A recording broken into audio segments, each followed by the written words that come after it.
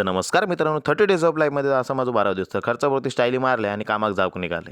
तर बघतोय तर काय, हिने आपला तोंड काळा केलेला होता. मग काय, बाजूचा तळा मारलेला होता. आता बघित बघित जात होतो, पण ह्याचं त्याच्यात रेनकोट पडलो. मग त्यांनी त्याका उचलले आणि त्याची मान अशी मुरडले आणि त्याका बकलात लावून थैले.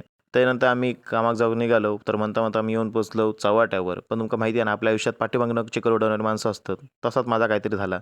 मग आम्ही येऊन पोचलो हॉटेलात. तर बघलो तर भजी आणि वडे गरम काढलेले होते. मग ह्या आपण आमका मस्तपैकी भजी बांधून दिले आणि त्यानंतर आम्ही रेनकोट घालून घेतलं कारण हिने आपला काळा तोंड दाखवलेला.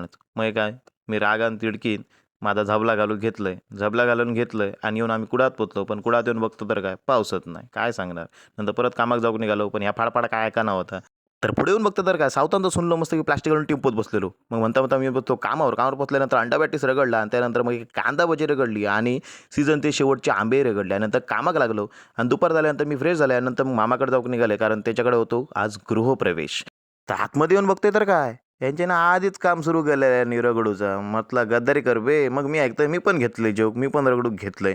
पण ह्यो काय का नव्हतो आज, ह्याने काय ठरवलेलाच होता वाटतं. मग वाय सेल्फी घेतल्यासारखी घेतलं. पण मी जेवण उठले तरी हो उठा नव्हतो. अरे म्हटलं बाबा उठ, तो उठाच नाही. मग काय यांच्याने खर्चावरती स्टाईल मारू सुरू केल्याने, आवटेत लावायला सुरू केल्याने आणि नंतर फोटो सेशन चालू झाला. पण ह्यो खाली वाट बघू होतो कारण ह्या का पोराक भेटाक जायचा होता, पण घरातली खाली येऊन होती. मग म्हणता मी येऊन बसले कामावर, रेनकोट काढून घेतलंय आणि नंतर टी व्ही बघ बसले. भाई टी व्ही बघलंय आणि बाहेर येऊन बघतो तर काय, तर ह्यांच्याने कोंबडा सुलूक घेतलेला आणि गावठी कोंबडा ह्या बघा.